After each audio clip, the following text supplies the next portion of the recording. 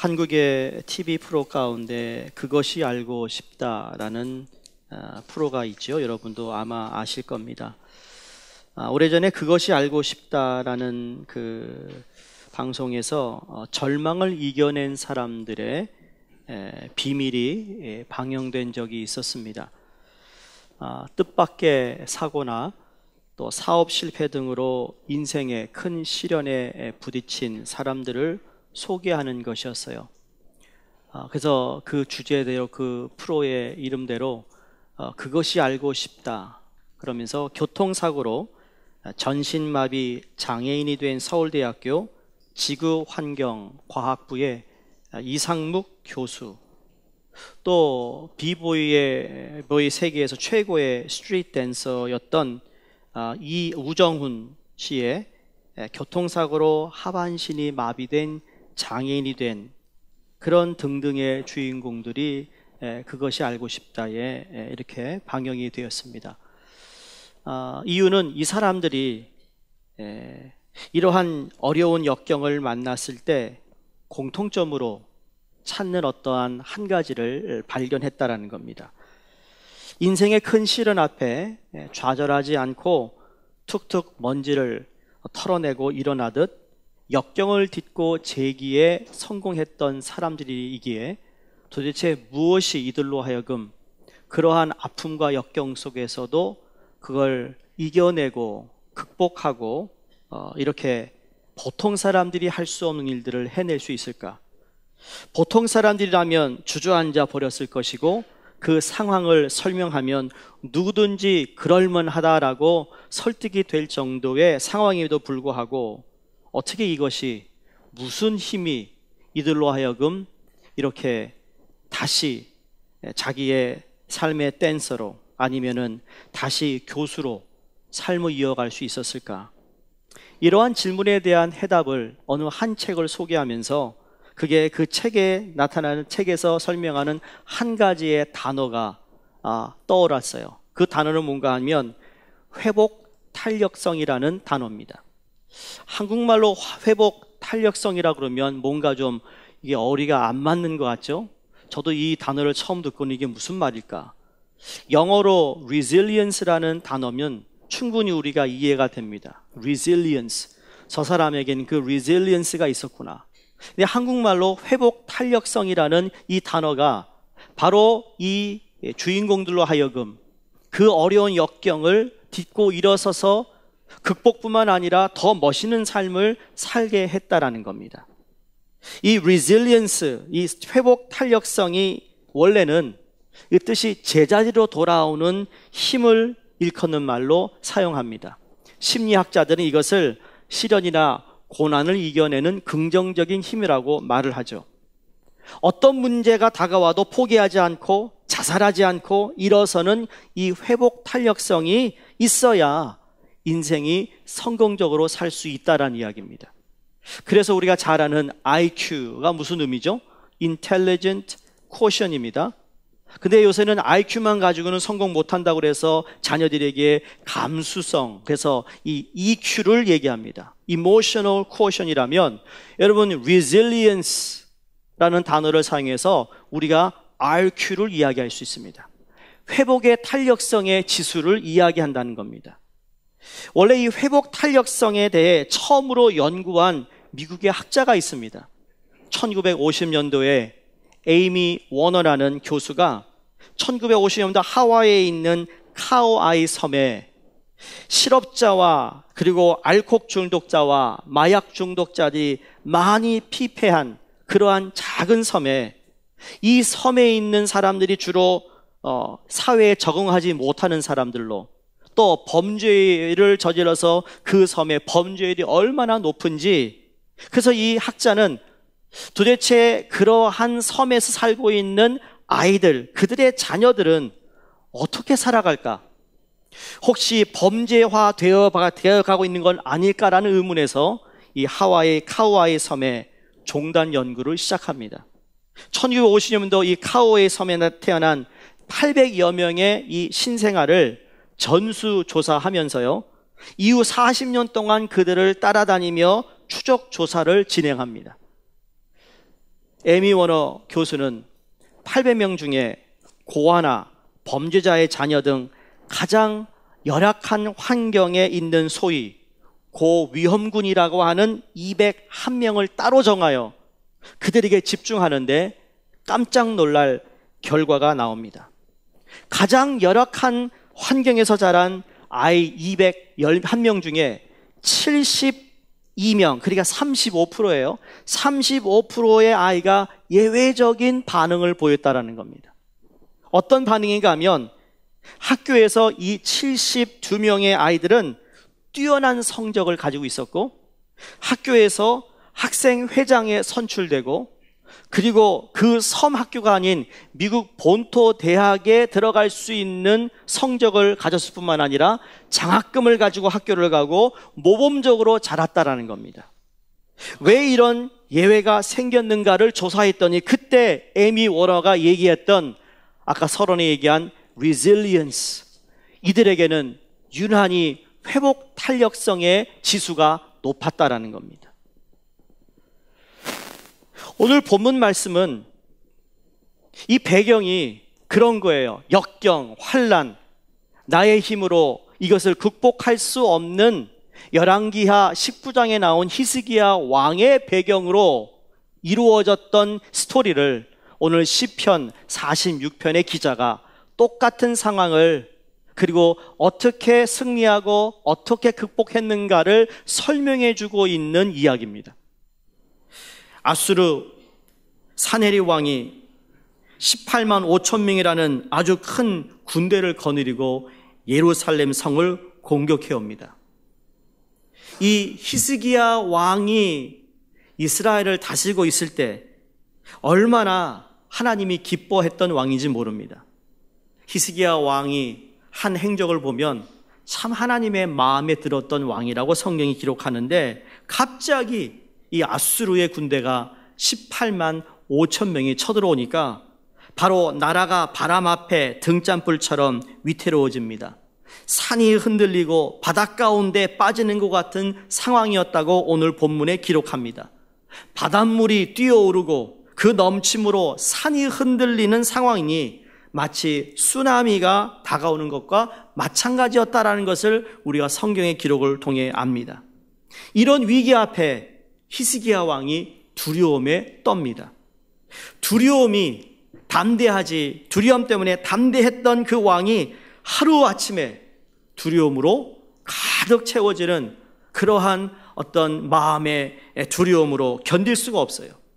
히스기야 왕이요, 예루살렘에 있는 은과 금을 다 모아다가 그 아수르 왕에게 전해줍니다.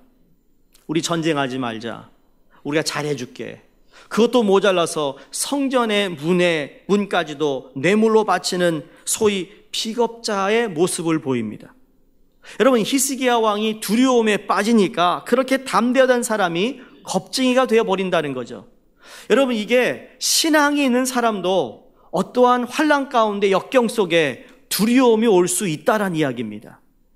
그 누구도 이 두려움이 두렵지 않다고 말할 사람은 없습니다.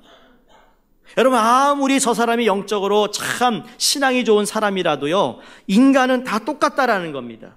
두려운 건 두려운 거예요. 히스기야가 두려움에 빠지니까 성전의 금까지 뇌물로 바치는 비겁자가 됩니다. 그것도 통하지 않으니까 애굽의 도움을 청합니다. 왜? 좋은 관계를 맺어왔던 그 애굽에게 도움을 청했지만 그것도 거절을 당합니다. 여러분, 히스기야 왕이 25살에 왕위에 올라요. 근데 이스라엘, 북이스라엘과 유다에 있는 왕이 42명이었는데 42명 중에 하나님이 가장 기뻐했던 왕을 두 사람 뽑는다면 다윗 왕과 히스기야 왕입니다. 근데 히스기야 왕이 왜 하나님이 기뻐했는가 하면 그 선조들, 자기 아버지, 할아버지 다 우상 숭배를 했어요. 산당들을 다 지어놓고 거기서 하나님이 아닌 다른 신들을 섬기고 있는 것들을 히스기야 왕이 다 청산시킵니다. 다 부숩니다. 그리고 온전히 하나님께 예배드리는 예배의 회복을 히스기야 왕이 선포하고 그렇게 다스리고 있었어요. 그러니 얼마나 멋있는 왕입니까? 그럼에도 불구하고 아수르 군대 앞에서 두려움이 오는 이 두려움을 어찌할 수 없었던 인간의 모습을 본다는 겁니다. 여러분, 여기 서 있는 목사도 어떤 큰 어려움을 당하면 두려워한다, 안 한다? 한다. 여러분이 그렇게 훌륭하다고 생각하는 여러분 신앙의 선배들이 그 어떤 역경과 환난 속에 두려워할까요, 안 할까요? 한다. 왜? 인간이기 때문에. 중요한 건 두려워한다라는 거 중요한 것이 아니라 두려움에 있어서 우리가 어떻게 반응하느냐가 더 중요한 겁니다. 두려움 없는 자가 어디 있어요? 여러분, 뭘 두려워하시는 게 있잖아요. 여러분, 두려움이 없다면 아유 다행입니다만, 그러나 대부분의 사람은 다 두려움이 있습니다. 그 정도가 다를 뿐이죠. 왜? 이게 인간의 연약함이에요. 인간의 부족함이고 인간의 한계입니다. 이렇게 이스라엘을 잘 다스렸던 히스기야 왕이, 여러분, 하나님을 사랑하는 왕이었어요. 하나님을 의지하던 왕이었어요. 성경에 보면 의지하는 그 유다 왕 중에 이러한 자가 없을 정도로 성경에서 참 훌륭한 왕이라고 소개할 정도입니다. 근데 막상 아수르의 이 산헤립 왕이 쳐들어올 때 두려움에 질식되어 있는 모습을 열왕기하 19장에서 보게 됩니다. 그 두려움으로 평소에 신앙생활을 잘하던 왕이 큰 걱정과 고민에 빠지게 됩니다. 아마 고민은 이런 고민이었을 것 같아요. 나라가 망하지는 않을까 하는 두려움이겠죠. 또는 지금까지 가지고 있는 모든 것을 다 잃어버리지는 않을까라는 두려움입니다. 이때 두려워하는 히스기야에게 하나님의 사람 이사야 선지자가 말씀합니다. 열왕기하 19장 6절에서 7절 말씀을 보겠습니다. 너는 아수르 왕의 신복에게 들은 바 나를 모욕하는 말 때문에 두려워하지 말라. 내가 한 영을 그의 속에 두어 그로 소문을 듣고 그의 본국으로 돌아가게 하고 또 그의 본국에서 그에게 칼에 죽게 하리라. 다시 말하면 조금도 두려워하지 말 것이, 아무리 너희를 조롱하다 할지라도 겁내지 말라라고 말씀합니다. 오늘 이 본문 이 말씀을 풀이하면 이런 거예요. 너의 걱정을 내가 대신 맡아줄 거다. 산헤립은 곧 고향으로 돌아갈 텐데 칼에 맞아 죽을 것이다. 하나님이 승리를 가져다 줄 것이라고 약속하시는 겁니다. 오늘 본문의 시편은 바로 그 이사야의 예언처럼 승리한 후 기록한 말씀이 오늘 46편인데, 우리는 위기와 역경을 당할 때 우리의 잠재력이 마비됩니다. 왜? 두려운 마음이 우리를 마비시킨다는 거예요. 두려움이 인간관계를 파괴시킵니다. 두려움이 우리의 행복을 빼앗아가고 두려움이 우리의 성공을 방해하는 그러한 일들로 우리를 에워싸는데, 그때마다 이것을 극복할 수 있는 하나님의 놀라운 은혜가 있는데, 바로 그 극복의 힘이 무엇인가를 오늘 46장에서 말씀합니다. 세 가지예요. 첫 번째, 우리의 주어진 삶의 역경과 환난 속에서 극복할 수 있는 건 무언가? 바로 하나님이 우리의 피난처가 된다는 겁니다. 하나님을 나의 피난처로 삼는 거예요. 1절에 보시면 하나님은 우리의 피난처시오. 7절 하반절에도 야곱의 하나님은 우리의 피난처시로다. 11절에도 야곱의 하나님은 우리의 피난처시로다 그랬습니다. 우리가 두려워하는 것은 위기를 당할 때 피할 곳이 없다고 단정하기 때문에 두려워할 수 있다는 거예요. 여러분, 피난처는 대피소와 같은 거예요. 지금은 한국에 대피소가 있는지 모르겠지만 제가 한국에서 학교를 다닐 때만 하더라도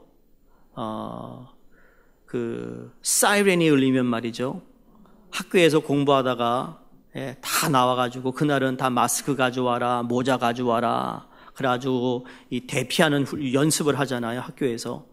그리고 가다 보면 이렇게 대피소가 있잖아요.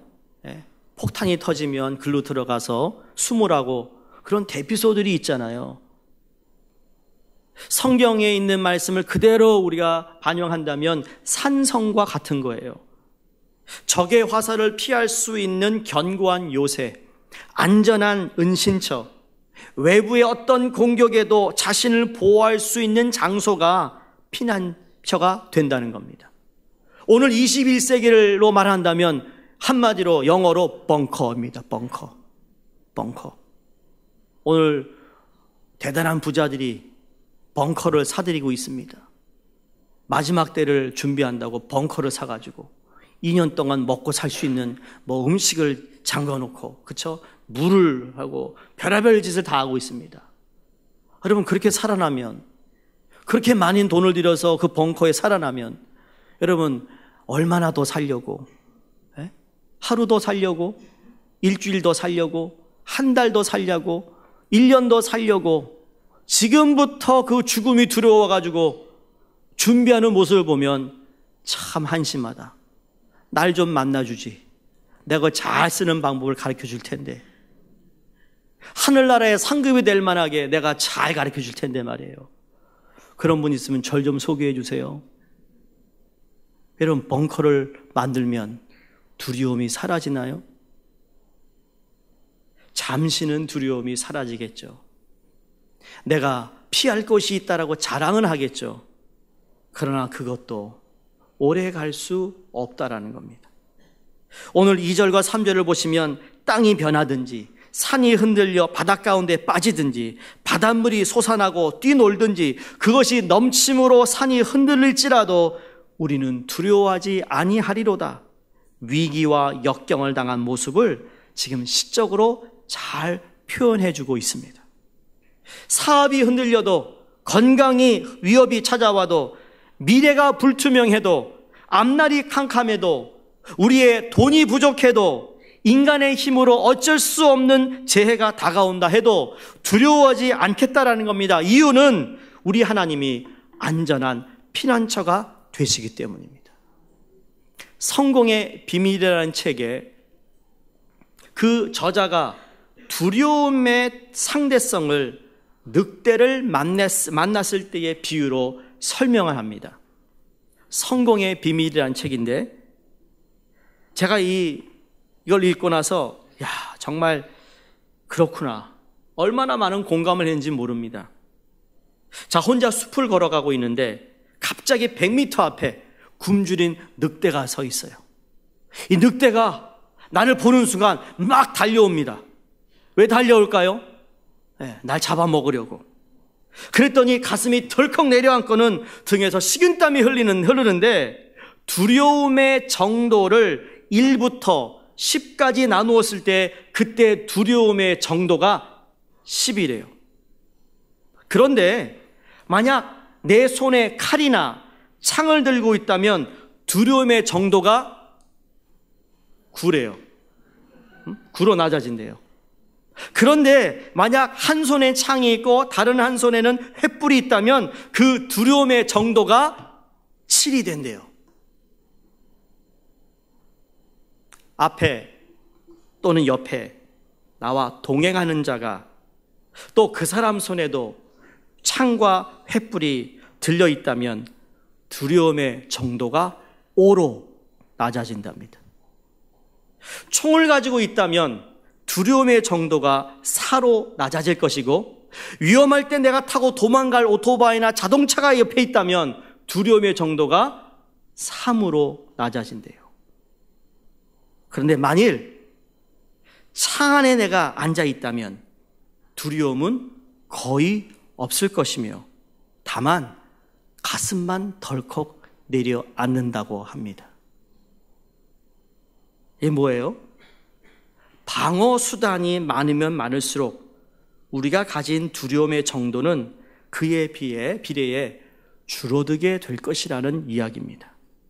사랑하는 성도님들, 우리의 피난처가 되시는 하나님께서 우리에게 얼마나 많은 방어 수단을 주셨는지 성경에 수도 없이 많습니다.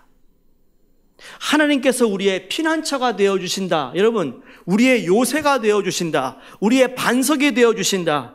우리를 지키신다는 말씀이 창세기에서부터 계시록까지 한 번도 하나님은 실수 없이 하나님의 자녀와 백성을 지키셨다라는 것을 우리에게 말씀해주고 있기 때문입니다.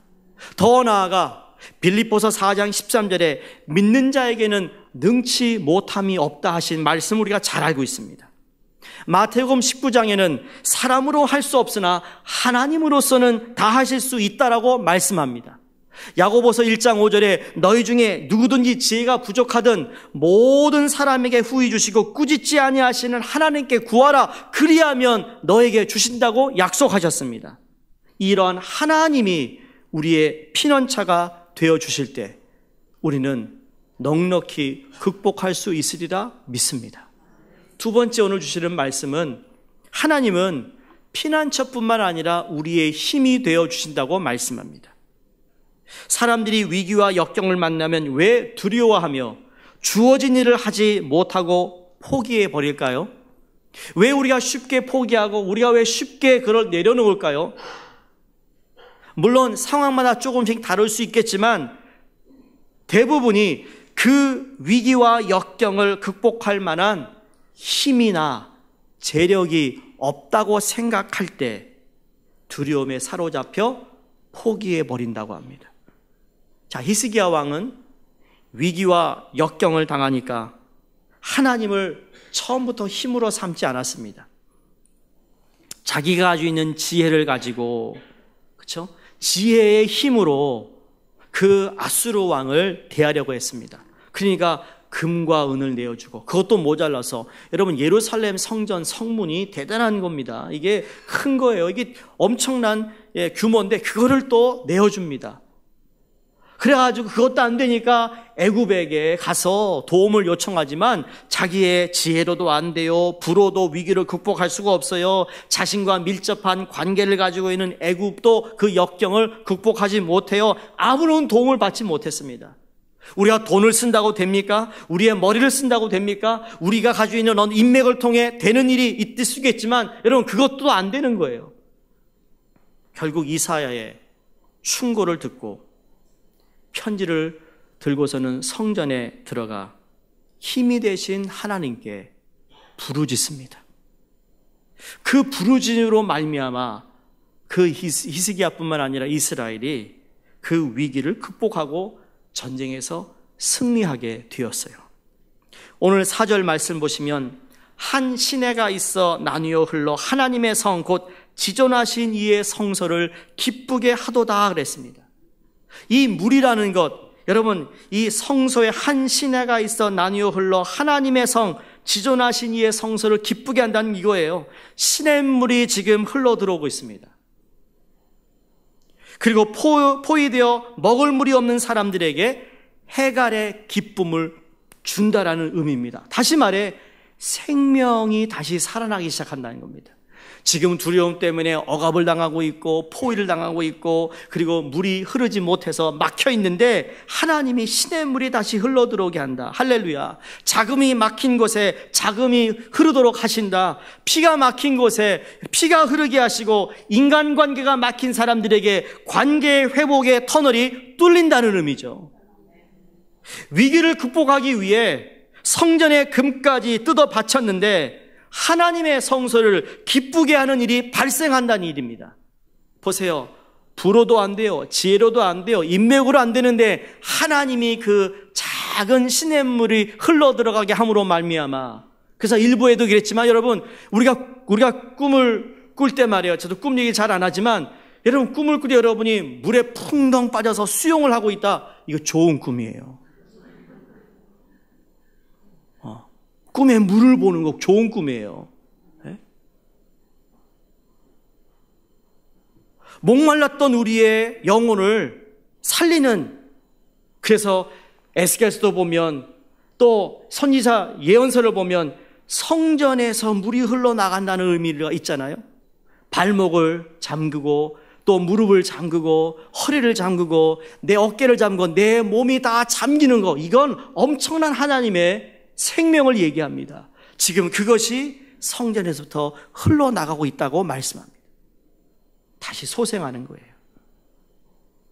5절에 하나님이 그 성중에 계심에 성이 흔들리지 아니할 것이라 새벽에 하나님이 도우시리로다. 하나님이 성중에 계심에 성이 흔들리지 않는다 그랬습니다.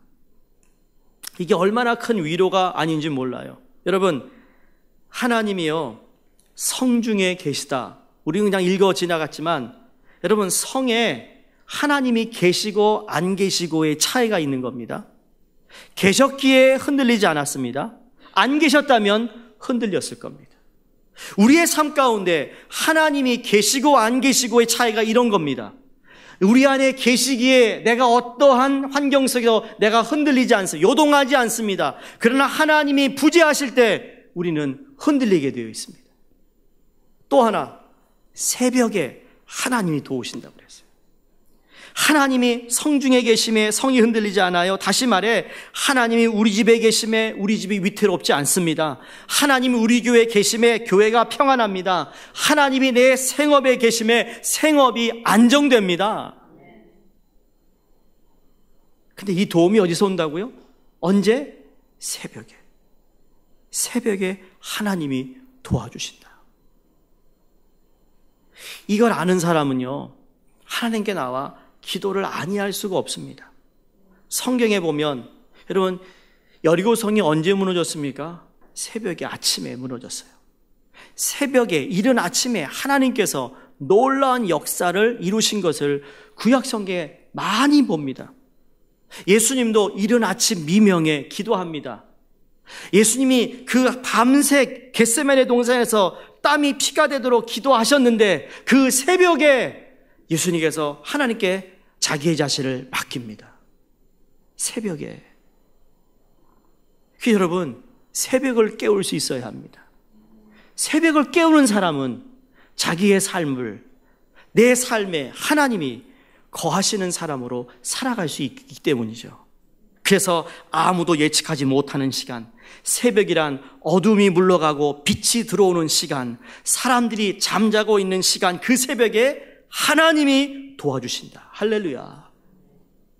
히스기야 왕이 기도하던 날, 그 밤에 여호와의 천사가 아수르 군대의 그 진에 들어가서 18만 5천 명을 다 몰살시켜버립니다. 아침에 일어나 보니 온통 사방에 시체로 가득했다 말씀하는 것이 오늘 6절의 말씀입니다. 6절에 뭐라고 합니까? 문나라가 떠들며 왕국이 흔들렸더니 그가 소리를 내심에 땅이 녹아버렸다. 하나님의 힘 앞에 흔들리고 버틸 것이 아무것도 없다라는 얘기예요. 하나님이 한번 임하시니까, 하나님의 영이 임하시니까 땅이 녹아버렸다. 하나님의 힘 앞에서 우리를 둘러싼 원수, 마귀, 사탄의 힘이 무기력해진다는 말씀입니다. 사랑하는 성도님들, 우리의 힘이 되시는 하나님을 사랑하시고 신뢰하시기를 주 이름으로 축원드립니다.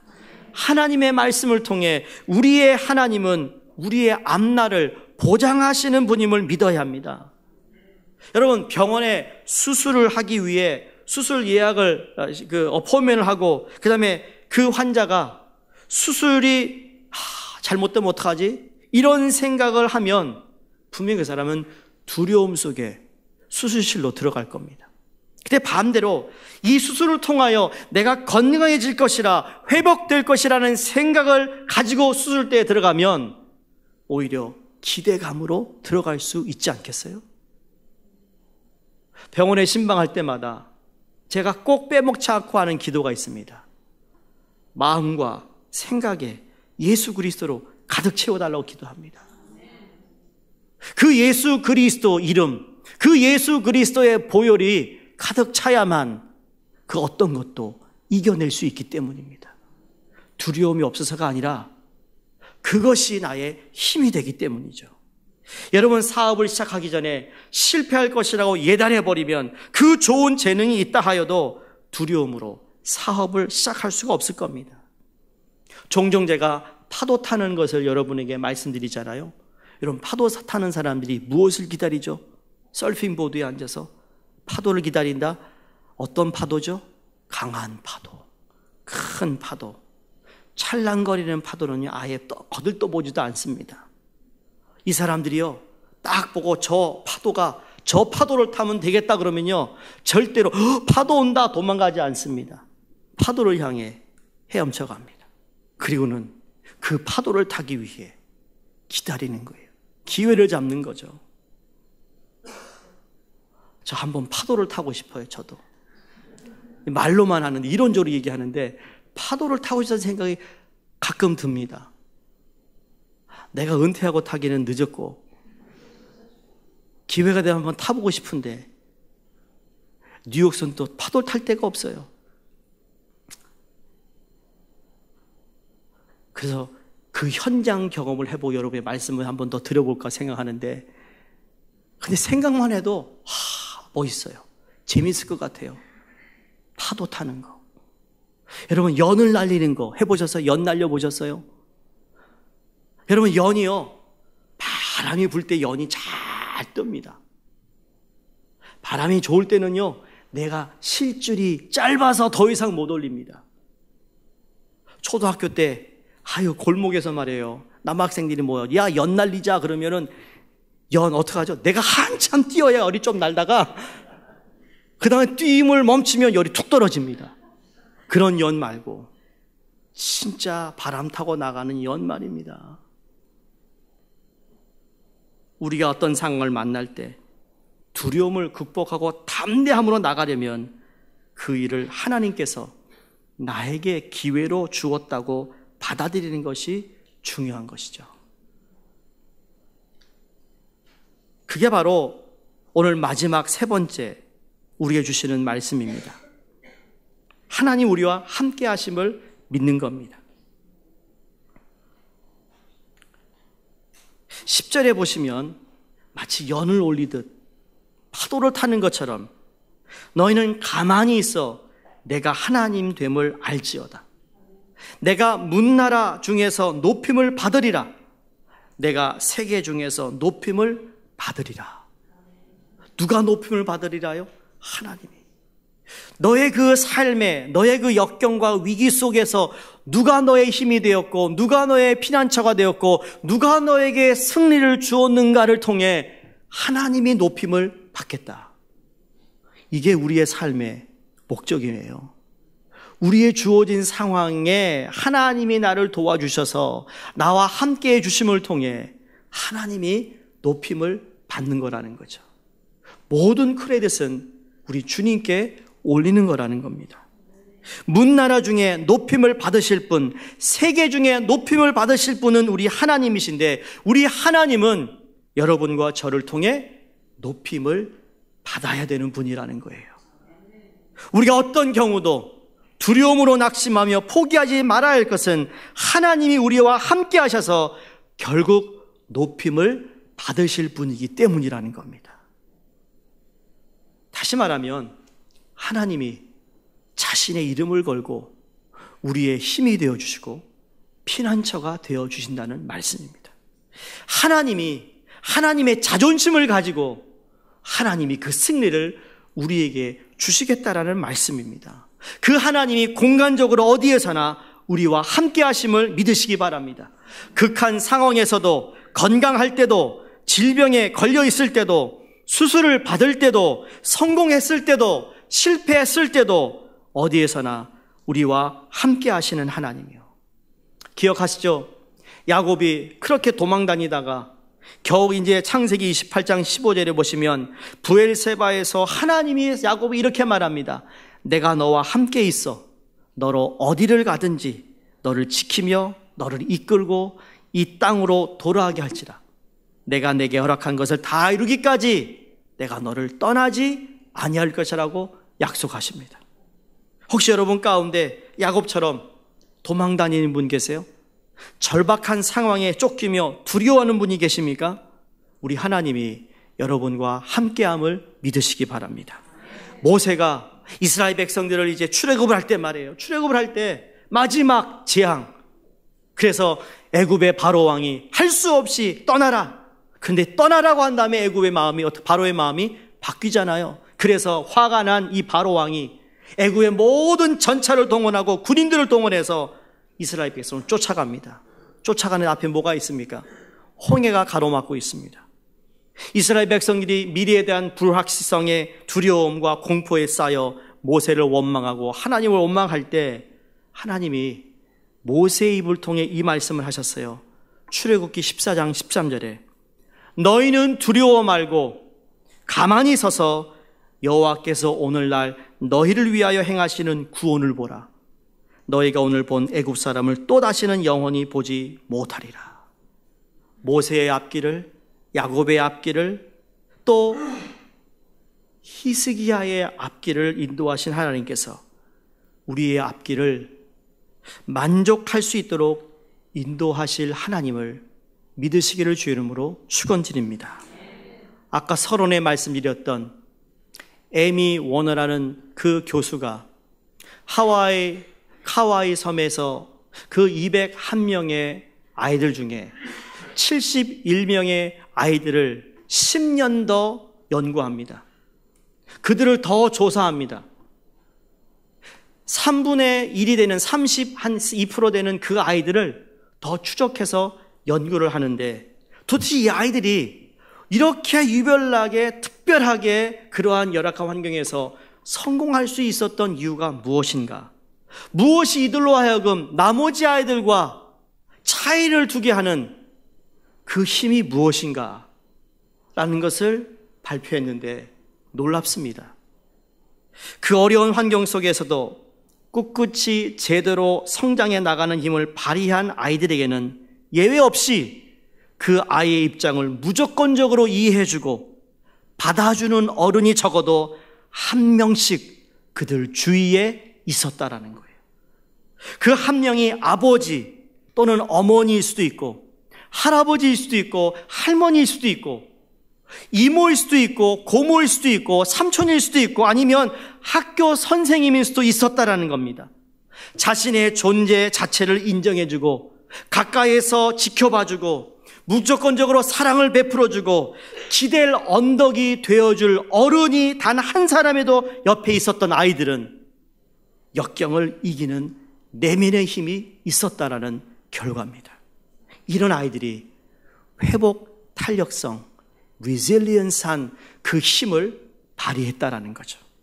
하물며 모든 만물을 지으시고 모든 만물을 다스리시는 전지전능하신 하나님이 우리와 함께 하신다면, 저와 여러분 옆에 계심을 내가 믿는다면, 나를 응원하시고 나를 격려하시고 나에게 좋은 것을 주시기 위해서 지금도 나를 위해 간구하시는 그 예수 그리스도와 성령님이 나와 함께 하신다면, 여러분, 우리가 무엇을 두려워하겠습니까? 무엇을 하지 못하겠습니까? 바라기는 우리와 함께 하시는 그 하나님의 힘으로 말미암아 여러분이 삶에 지금보다 훨씬 더 나은 내일을 보장하시는 하나님의 승리를 기대하시고 믿으시기를 주의 이름으로 축원합니다. 그래서 나의 피난처가 되시고 나의 힘이 되시고 지금도 나와 함께 하시는 그 하나님, 나를 홀로 두시지 않고 내 생각과 내 모든 삶에 지금 침체가 있고 내 삶에 어두움이 있다 할지라도 그러나 그분 한 분이 나와 함께 하신다면 여러분, 우리는 승리할 수 있습니다. 여러분, 겨우 턱걸이하는 인생이 아니고요. 턱걸이는 이렇게 하잖아요. 원래 진짜 승리는요, 턱걸이를 잘하는 사람 뭐 하죠? 올라옵니다. 이게 승리입니다. 겨우 바둥바둥 거리는 게 아니고요. 하나님은 우리에게 넉넉히 힘을 주셔서 턱걸이보다 훨씬 더 높이 우리로 하여금 올라오게 하시고 세우시는 일을 하시는 하나님을 오늘도 믿으시기를 주의 이름으로 축원드립니다.